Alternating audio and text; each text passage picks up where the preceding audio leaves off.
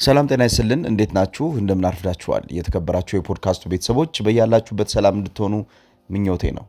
ፖድካስቱ ዛሬ ተመልሷል። የአውሮፓ ቻምፒየንስ ሊግ የትናንትና ጨዋታዎች ነበሩ። ከፍተኛ የሆነ ተጠባቂ ጨዋታዎች ናቸው። እነዚህ ጨዋታዎች ከትኩረት አንጻርም ከሀሳብ አንጻርም ያደገ ነገር ይዘው መምጣት የሚጠበቅባቸው ቡድኖች ያከናወኗቸው ጨዋታዎች ነበሩ። ከውጤት አንጻር ስንመለከተው ያልተጠበቀ ከፍተኛ ቁጥር ጎሎች የተቆጠሩባቸው ጨዋታዎች አሉ። ከነኚህ ጨዋታዎች መካከል ባርሴሎና ኒውካስል ዩናይትድን 7-2 በሆነ ውጤት በድምር ውጤት 8-3 በሆነ ውጤት አሸንፎታል። ይሄ ጨዋታ እንግዲህ በመልሱ በባርሴሎና ሜዳ ላይ የተደረገ ጨዋታ ነው። ኒውካስል ዩናይትድ የመጀመሪያ ጨዋታውን ጥንካሬ ሁለተኛው ጨዋታ ላይ ማድረግ ሳይችል ቀርቷል።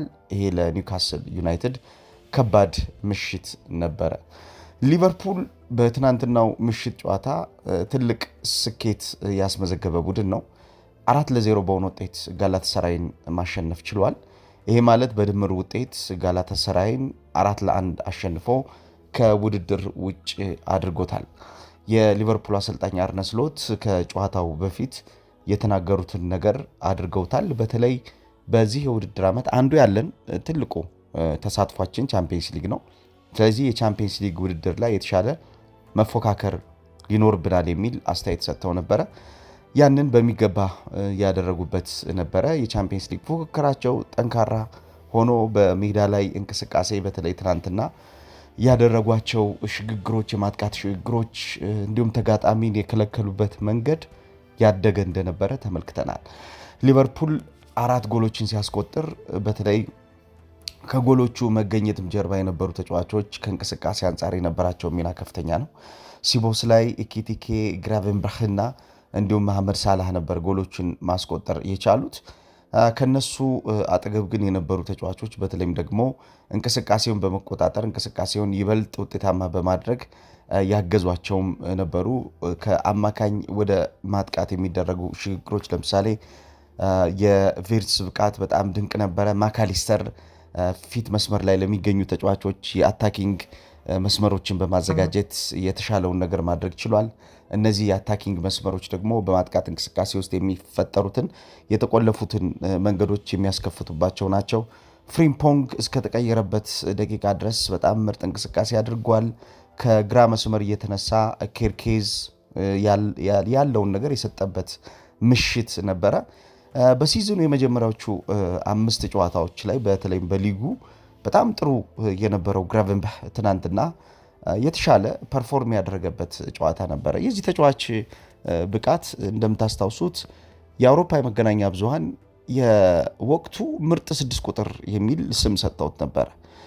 ተጫዋቹ ከሚነሳበት የጨዋታ ሀሳብ ጎን ለጎን በተለይ ሀሳቡን ይዞ የሚሄድበት መንገድ፣ ወደ ተጋጣሚ ሜዳ የሚገባበት መንገድ፣ ወደ ተጋጣሚ ሜዳ ቡድኑ ከገባ በኋላ የሚቆይበት መንገድ የሚደነቅ ነበር። እንደምታውቁት ከአንድ ቡድን ትልቁ ኳሊቲ የሚባለው ቡድኑ የሚያጠቃበት እንቅስቃሴ የሚመራበት እውቀት ነው።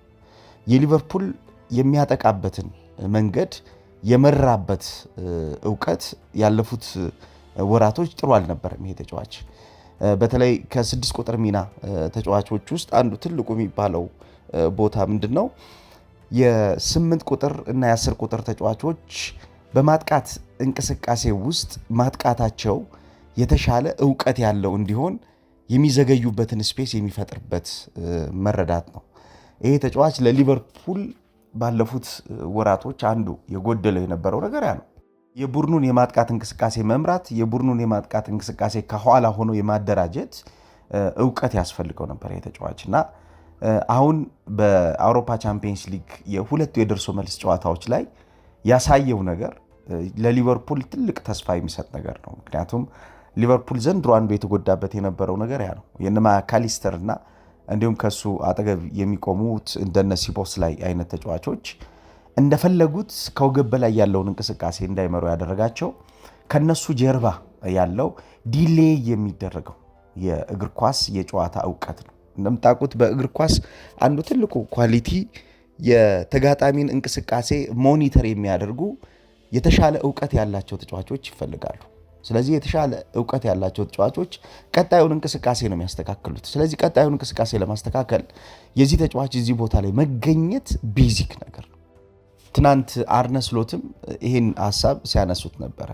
በተለይ የጎደለን የነበረው ነገር በእርጋታ ወደ ተጋጣሚ ሜዳ መግባት ነው የሚል አስተያየት ሰጥተው ነበረ።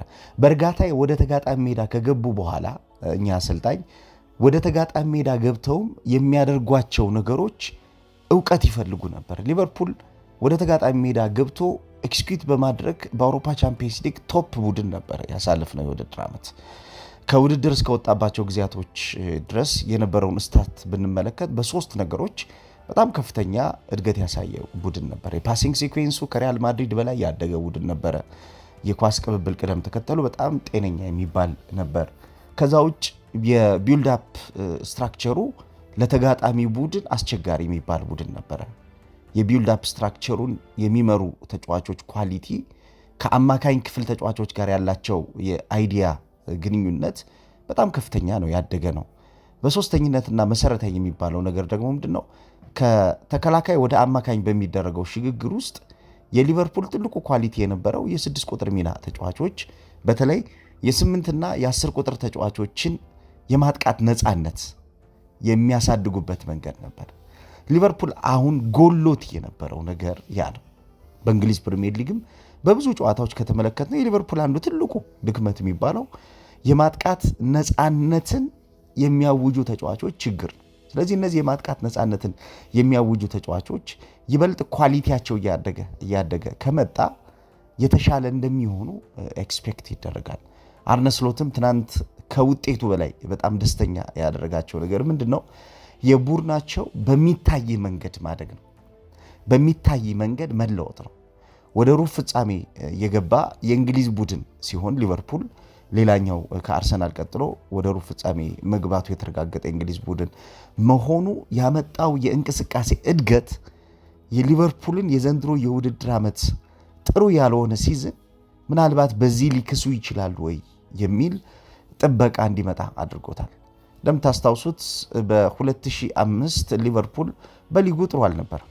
ራፋኤል ቤንቴዝ ይዘውት የነበረው ቡድን ላይ በጣም የተሻሉ ኳሊቲ ያላቸው ተጫዋቾች ቢኖሩትም ሊቨርፑል ግን 2005 ላይ የአውሮፓ ቻምፒየንስ ሊግን ሲያሳካ የእንግሊዝ ፕሪሚየር ሊግን ውጤት ያስረሳበት ነበር። ስለዚህ ይህኛው የዘንድሮ የውድድር ዓመት የሊቨርፑል የቻምፒየንስ ሊግን ተሳትፎ ያን ሊያስታውስ ይችላል ወይ ወደሚለው ያመጣ ነበር። ለምሳሌ በዛን ዓመት ሊቨርፑል በ38 ጨዋታዎች ያስመዘገበው ነጥብ 58 ነጥብ ነበረ። አምስተኛ ሆኖ ነበር ያጠናቀቀው።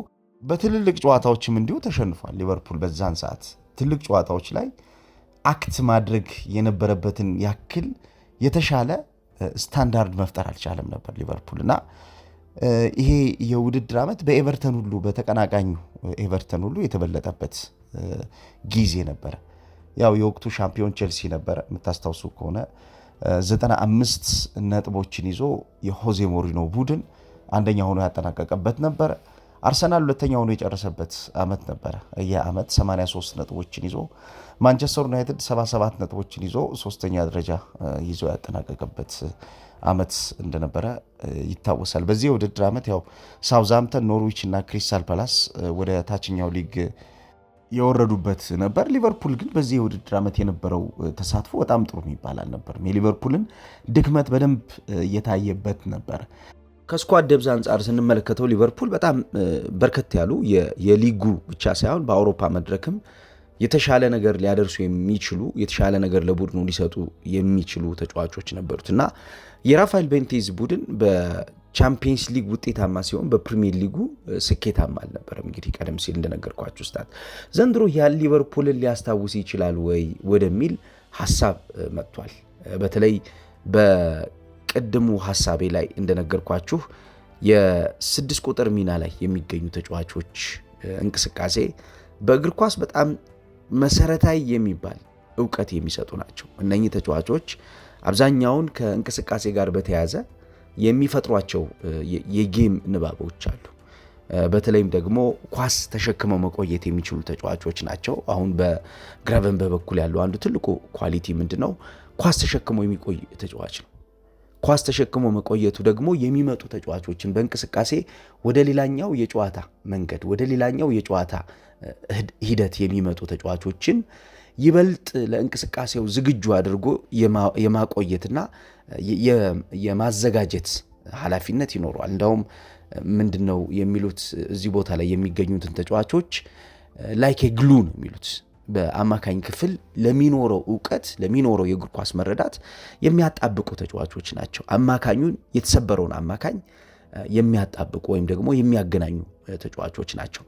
ለምሳሌ ዳይሬክሽን ኦፍ ዘ ቦል ላይ አሁን በሊቨርፑል የትናንትናው ጨዋታ ላይ አራቱም ጎሎች ሲቆጠሩ ከተመለከታችሁ ጎሎቹ የተቆጠሩባቸውን እንቅስቃሴዎችን ለመምራት ልክ እንደ ግራቨንበርች አይነት ተጫዋቾች ያስፈልጋሉ።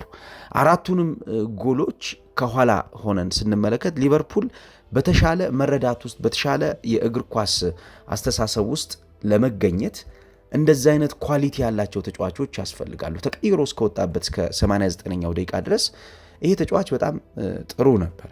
በተለይ የሁለቱን የመሃል ተከላካዮች እንቅስቃሴ ስቴብል በማድረግ ማለትም የኮናቴና የቫንዳይክን እንቅስቃሴ ስቴብል በማድረግ የሲቦስላይን ወደፊት ሄዶ የማጥቃት እንቅስቃሴን ሁሉ የመምራት ኃላፊነትም ተሰጥቶታል። ስለዚህ የማሪዮ ሌሚናንና የሉካስ ቶሬራን የአማካኝ ክፍል ዶሚነንሲ ለመስበር የዚህ ተጫዋች በሜዳ ላይ ያለው አፈጻጸም ቤዚክ ነገር ነው። ምክንያቱም ይሄ ተጫዋች አቅጣጫዎችን በሙሉ ዲስቴብላይዝ የሚያደርግ ከሆነ የሚሰባብር ከሆነ ይሄ ተጫዋች ቀጣዩን እንቅስቃሴ በሚገባ የሚያውቅ ከሆነ ይሄ ተጫዋች በተለይም ደግሞ የስፔሻል አዌርነስ የሚባለው ወይም ደግሞ የቦታ አያያዝ የቦታ አጠቃቀም ዕውቀት ካለው በተለይ እንደ ትራዲሽናል የተጫዋችነት ባህሪ ሳይሆን በተለይ ኳሱ የሚያጣውን ነፍስያ የሚያገኝ ከሆነ ስፔሶችን ክሬት የሚያደርግ ከሆነ ወደ አማካኝ ቦታ ላይ እየተጠጋ የአማካኝ ክፍሉን እንቅስቃሴ ይበልጥ የሚመራ ከሆነ ይሄ በተጫዋቹ ኳሊቲ ውስጥ ያለውን የተሻለውን ያደገውን ነገር ነው እየተመለከትን ያለን። በተለይ በእግር ኳስ እንቅስቃሴ ውስጥ ይሄ ዱዋል ሚና ያላቸው ተጫዋቾች ይፈልጋሉ። እንደምታውቁት ሁለት ሚና ያላቸው ተጫዋቾች አሁን ትናንትና የነበረውን የምሽቱን የቻምፒየንስ ሊግ ጨዋታ ለማሸነፍ የሚሰጡት አቅም ቀላል አይደለም። ምክንያቱም ሁለቱንም ኦፕሬት በሚያደርጉበት እንቅስቃሴ ውስጥ በሁለቱም ሐሳቦች ውስጥ ያለውን ነገር የመስራት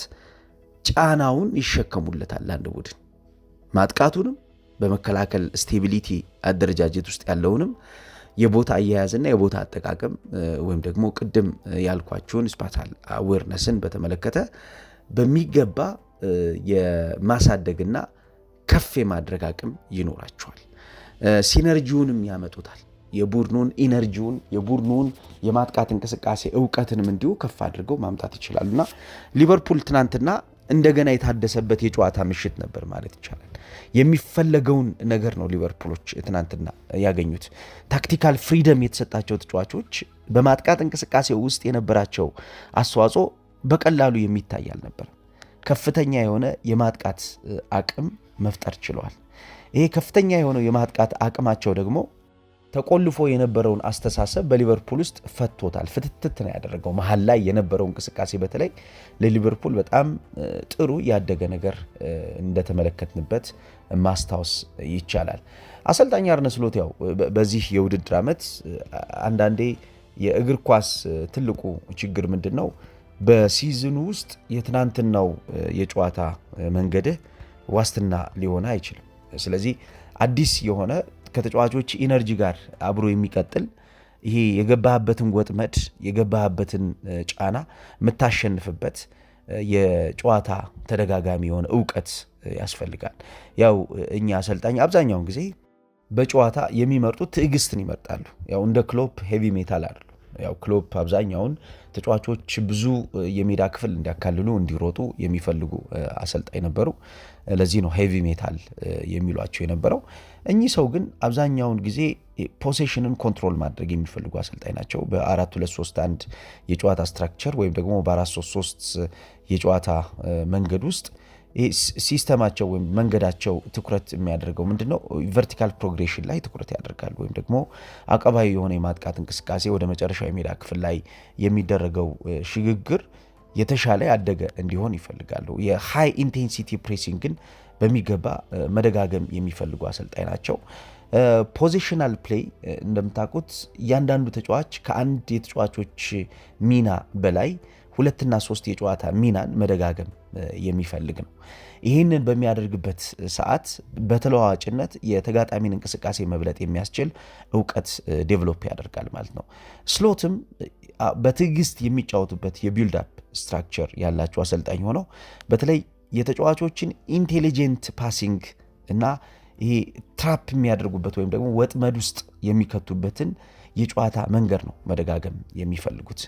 ይሄን በሚያደርጉበት ሰዓት ግን በየጨዋታ ቀናቶቹ የተጫዋቾች ፐርፎርማንስ፣ የተጫዋቾች እውቀት ግን ያስፈልጋቸዋል። ምክንያቱም በሚታፈኑባቸው እንቅስቃሴዎች ውስጥ ያን የሚታፈኑበትን እንቅስቃሴ መሸፈን የሚያስችል እውቀት ስለሚጠይቅ ማለት ነው። ለምሳሌ በስትራክቸራቸው አብዛኛውን ጊዜ ትናንትናውን የተጋጠሙትን ጋላታሳራይ በመጀመሪያው የጨዋታ አቀራረባቸው 4-3-3 የጨዋታ መንገድን ነበር የመረጡት።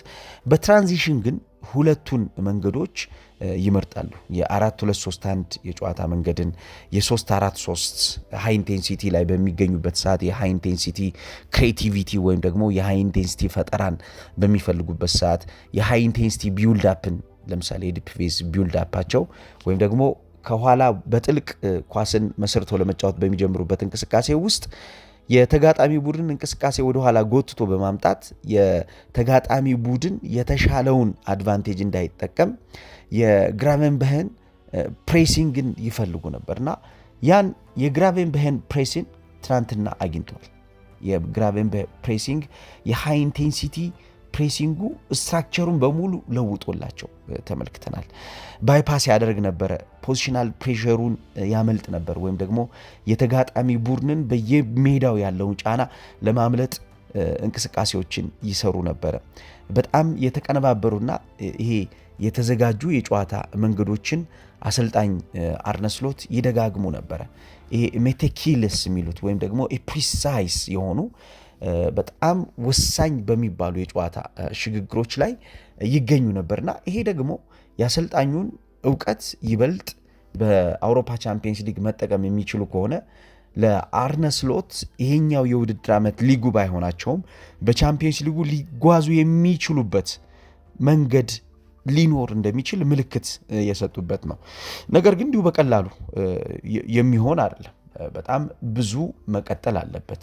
ቅድም እንዳልኩት በጣም ለፐርፌክሽን የቀረበ ወይም ደግሞ ለፍጹምነት የተጠጋ የጨዋታ አዘገጃጀትና መንገድ ያስፈልጋቸዋል። የኦፖዚሽን ዲፌንስን የሚያሸንፉበት ትዕግስት ትናንትና እንዳደረጉት በጣም እውቀት የሚፈልግ ነው። ትናንትና ለምሳሌ የጋላታሳራይን የተከላካይ መስመር ክፍል ለመስበር ያደረጓቸው ሽግግሮች በጣም በትዕግስት የተሞሉ ነበሩ፣ በእውቀት የተሞሉ ነበር። ስለዚህ እነዚህን በትዕግስት በእውቀት የተሞሉ ሽግግሮችን ለመደጋገም እያንዳንዱ ጨዋታ ላይ ያላቸውን መረዳት ይበልጥ ማሳደግ ይኖርባቸዋል። ይህንን እንቅስቃሴ ባሳደጉ ቁጥር ይህንን እንቅስቃሴ የተሻለ መውሰድ የተሻለ አንድ ቦታ ላይ ማስቀመጥ በቻሉ ቁጥር መረዳታቸው የጌም እውቀቱ እያደገ መጥቶ በእንግሊዝ ፕሪሚየር ሊግ ውስጥ የተቸገሩባቸው የጨዋታ ቀናቶችን የመጨረሻዎቹን ሳምንታቶች በጥሩ ሙድ ለማጠናቀቅ በጥሩ ውጤት ለመጨረስ ሊያግዛቸው ይችላል። የትናንትናው የሊቨርፑል የአማካይ ክፍል ኮንትሮል ማድረግ፣ የሊቨርፑል ቨርቲካሊቲ የአቀባ የማጥቃት እንቅስቃሴ ወደ ፍጹምነት መጠጋት፣ የዲፌንሲቭ ስቴቢሊቲው የፉልባኮቹ ኦፕሬሽናቸው ወይም ደግሞ የሚሄዱበትና የሚመለሱበት መንገድ ትክክለኝነት ለፍጹምነት መቅረብ ሊቨርፑል በዘንድሮ የውድድር ዓመት ጎሎት የነበረውን ጌም ኮንትሮል የሚያደርግበት ሀሳቡ በተለይ ፖሴሽን በሚያጣበት ሰዓት ኢነርጂ መቆጠብ አለበት እና ኢነርጂውን በሚያጣበት ሰዓት ሊቨርፑል ኢነርጂውን የቆጠበበት መንገድ ትክክል አለመሆኑ ነው ኢነርጂውን ሉዝ እንዲያደርግ የሚያደርገው የነበረው። ይባክን ነበር ሊቨርፑል፣ ኳስ ይባክን ነበር፣ ተጫዋች ይባክን ነበር፣ ሀሳብ ይባክን ነበር። እነዚህ በሙሉ ወደ ጫና ውስጥ እንዲመጡ አድርጓቸው ነበር ሊቨርፑሎችን። ስለዚህ ወደ ጫና የመጡትን የሊቨርፑል የተጫዋቾችን ኳሊቲ እንዴት ያለ ጫና በሲዝኑ ወሳኝ የሚባሉ የጨዋታ ቀናቶች ላይ ማሳለፍ አለባቸው ለሚለው የሚጠቀሙበት ይሆናል። የዶሚኒክ ሶቦስላይ አሁን ትናንት የነበረውን ኳሊቲም ከተመለከት ነው ከዚህ በፊት ለማድረግ ይቸገርባቸው የነበሩትን ሐሳቦች ዶሚኒክ ሶቦስላይ ሲያደርገው ተመልክተናል። አብዛኛውን የጨዋታ ታክቲኮቹ የሱ በመሄድና በመመለስ ውስጥ በጣም ወሳኝ የሚባለው ተጫዋች ነው። በሚሄድባቸው ሰዓት እንቅስቃሴን ይበልጥ ይሄ ኤሊት ቦል ስትራይኪንግ ኳሊቲ ያለው ተጫዋች ስለሆነ ይህን ኤሊት ቦል ስትራይኪንጉን እንዲሁም የክሬቲቭ ፓሲንግ አንግሎቹን ወይም ደግሞ የፈጠራ የኳስ ማቀበል አቅጣጫዎችን ልንላቸው እንችላለን። ወይም ደግሞ ይሄ ኢንቴንስ ፕሬሲንግ ወይም ደግሞ በጣም ግለቱ ከፍተኛ የሆነ የጨዋታ ጫና ልንለው እንችላለን። በአንድ ለአንድ ግንኙነቶች የሚያሸንፍባቸው ኳሊቲዎች ስለነበሩት የዚህ ተጫዋች ነፃ መውጣት ትናንትና በሊቨርፑል ኳሊቲ ውስጥ ይሄ ፕሮግሬሲቭ የሆነ አይዲያ እንዲመጣ ያግዘዋል። ይሄ ተጫዋች እንደምታውቁት ወደፊት የሚሄድ አድቫንስድ ፕሌይ ሜከር የሚባል ወይም ደግሞ ወደ መጨረሻው የሜዳ ክፍል ላይ ተጠግቶ የኳስ እንቅስቃሴን የሚያቀጣጥል ተጫዋች ነው። በተለይ በቀኝና በግራ መስመር ላይ በሚገኙት ሀፍ ስፔሶች ላይ ሁሌም ከጀርባ እሳት አጥፊ ሆኖ መገኘት ያለበት ተጫዋች ነው። የሚመለሱ ኳሶችን እስኪም ማድረግ የሚችል ወይም ደግሞ መልሶ መቆጣጠር የሚችል ማፈን የሚችል ሎንግ ሬንጅ ኳሶቹን ከነዚህ ቦታዎች ላይ የሚጣሉ ኳሶችን ማስቆጠር የሚችል ወይም ደግሞ ለዲያጎናል ሻርፕ ፓሲንግ ለሚባሉት ሌሎች አቅጣጫዎችን ፈጥሮ እነዛ የዲያጎናል ሻርፕ ፓሲንጎች እንዲቀጥሉ የሊቨርፑል የዘንድሮ የውድድር ዓመት አንዱ ትልቁ ፈተና የሆነው ምንድነው? ወደ ተጋጣሚ ሜዳ ከገባ በኋላ በሚያጣቸው የኳስ እንቅስቃሴዎች ውስጥ እነዚህ የሚያጣቸው የኳስ እንቅስቃሴዎች ላይ ተደጋጋሚ የሆነ ጫናዎች ሲፈጠሩ እነዛን ጫናዎች ማቅለል አለመቻላቸው ነው። ስለዚህ እነዛን ጫናዎች ለማቅለል እንደ ሶቦስላይ አይነት ተጫዋች በጣም ያስፈልጋል። ተርኖቨሩ በጣም ከፍተኛ ነው። የዚህ ተጫዋች እዛ ቦታ ላይ መገኘት ለሐሳብ በጣም አስፈላጊ ከሚባሉ ታለንቶች መካከል አንዱ ነው። ምክንያቱም በሚሰራው እንቅስቃሴ መልሶ የሚያገኘው ፖዚቲቭ ነገር መልሶ የሚያገኘው የሊቨርፑል የእንቅስቃሴ እድገት በቀላሉ የሚታይ ስላልሆነ ማለት ነው። ሲከላከል በጣም ጥሩ ነው። ምክንያቱም የቀኝ ተከላካይ አድርገው ተጠቅመውት ተመልክተናል። የፖዚሽናል ቨርሳቲሊቲው በጣም ከፍተኛ ነው። የሴት ፒስ ስፔሻሊስት የሚባል ተጫዋች ነው። እነዚህን ሁሉ ነገሮች ለማድረግ ግን የሊቨርፑል ከሱ ጀርባ ላይ ያለው ነፃነት በተለይ የግራቨንበህ በእንቅስቃሴ ጥሩ መሆን ትናንትና በነበረው እንቅስቃሴ ላይ የዚህ ተጫዋች መውጣትን ይበልጥ ያሳደገው ሐሳብ ነበረ። ያው በእግር ኳስ ቅድም ያልኳችሁ ነገር አለ። በተለይ ዲቴይሎች ላይ ሊቨርፑል እየተቸገረ ነበር። እነዚህ ዲቴይሎች ላይ ሲቸገር የዲቴይሎች ወይም ደግሞ ዝርዝር የሆኑ ሐሳቦች ላይ የሚያስፈልጉት ነገሮች ምንድናቸው የሚለውን ለአሰልጣኝ አርነ ስሎት እንደ ትናንትናው አይነት ጨዋታ ይሄ ፕሩፍ ኦፍ ፖይንት የሚሰጣቸው ጨዋታ ይፈልጉ ነበር እና በትናንትናው ጨዋታ ያዩዋቸው ፖዚቲቭ የሆኑ ነገሮች በቀጣይ ጨዋታዎች የሚሰጧቸው ነገር ቀላል የሚባል አይደለም። ለዲቴይል ዘንድሮ ጊዜ ስላልነበራቸው የጨዋታ የውጤት ማጣት፣ በየጨዋታዎቹ መታፈን፣ በየጨዋታዎቹ መቸገር በአውሮፓ ቻምፒየንስ ሊግ ብቻ ሳይሆን በፕሪሚየር ሊጉ እንቅስቃሴ ሁሉ ሊቨርፑል ደካማ ቡድን መሆኑ ለዲቴይል ነገሮች እንዳይጨነቁ አድርጓቸው ነበር። ጄኔራል ነገሩ ላይ ወይም ደግሞ አጠቃላይ ጉዳዮቹ ላይ ለማስተካከል ነበር ትኩረት አድርገው ይሰሩ የነበረው አርነ ስሎት። የትናንትናው ጨዋታ ግን ዝርዝር ጉዳዮች ላይ ትኩረት እንዲያደርጉ አግዟቸዋል። ስለዚህ የነ ሶቦስላይና የነ ግራቨንበህ ሚና በማጥቃት እንቅስቃሴ ውስጥ የፈጠረላቸው አቅም በቀላሉ የሚታይ ስላልሆነ ሊቨርፑል ከዚህ በኋላ በሚደረጉት የሊግ ጨዋታዎችም የትናንትናውን ጨዋታ ጤነኛ ነገር የሚደጋግምና የሚያሳድግ ከሆነ ጥሩና የተሻለ ነገር በሊቨርፑል ቡድን ውስጥ ልንመለከት እንደሚችል ኤክስፔክት እናደርጋለን። ሊቨርፑል ትናንት ድል ማድረጉ ለአሰልጣኝ አርነ ስሎት እፎይታ ነው። ወደ ሩብ ፍጻሜ ገብቷል። ሌሎች የእንግሊዝ ቡድኖች ሳይሳካላቸው ቀርቷል። ከነኚህ ቡድኖች መካከል እንግዲህ ቶትናም ሆትስፐርስ አንዱ ነው። ቶትናም በድምር ውጤት 7-5 ተሸንፎ ከውድድር ውጭ ሆኗል። በተለይ የመጀመሪያው ጨዋታ ላይ ቶትናም የነበረው ጊዜ ጥሩ አልነበረም። ቆይታው ጥሩ አልነበረም፣ የሜዳ ላይ ቆይታው። ነገር ግን ትናንትና ድል ማድረጉ በእንግሊዝ ፕሪሚየር ሊግ ለመትረፍ ለሚያደርገው መነቃቃት የሚሰጠው ነገር ይኖራል። ኒውካስል በድምር ውጤት 8-3 ተሸንፎ ከውድድር ውጭ ሆኗል። ይሄ ከፍተኛ ሽንፈት ነው ለኒውካስል። 7-2 ነው ትናንትና የተሸነፈው። በጣም ለመያዝ ለመቆጣጠር በጣም የተቸገሩት ጨዋታ ነበር። በጣም የተቸገሩበት ጨዋታ ነበረ። ኒውካስል ዩናይትዶች ትናንት በባርሴሎናዎች ተቀጥተዋል። ስፔስ በቀላል የሚሰጥ ኒውካስል ዩናይትድን ትናንትና ተመልክተናል። አትራፊው ሊቨርፑል ነበረ። እንዴት አያችሁት? እስኪ ሀሳብ ስጡበት እናንተ።